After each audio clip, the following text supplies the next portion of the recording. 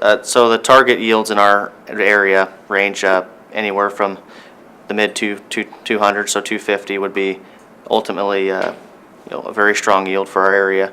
We do have some environments that 180 is more common, so we're in that 180 to 250 range.